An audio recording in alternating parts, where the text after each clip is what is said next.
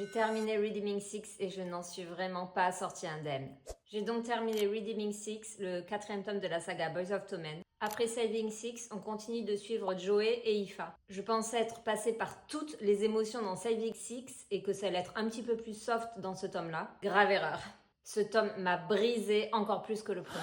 Alors il faut quand même savoir qu'on est sur un pavé de 1000 pages qui met tes nerfs à rude épreuve du début à la fin. J'ai eu zéro répit. De toutes mes lectures, et je parle pas seulement de romance, Joe et Aoife, c'est vraiment le couple le plus incroyable de tous. Y a pas à dire, dans ce tome, l'amour inconditionnel prend tout son sens. Et je pensais vraiment pas en démarrant cette saga, parce que je me répète, mais j'ai 34 ans, mais je prends des leçons de vie par des lycéens. Mais waouh, tous les messages qu'il y a dans ce livre, c'est vraiment hallucinant. On est sur le pardon, la résilience, mais surtout, et c'est ce qui m'a le plus marqué, c'est que sans amour, on n'est vraiment rien du tout. Bref, vous l'avez compris, j'ai encore pris une claque. Je vais quand même me faire un petit break avant d'enchaîner avec Timing 7, où on va découvrir l'histoire entre Gypsy et Claire, parce que là, clairement, je ne suis pas prête émotionnellement.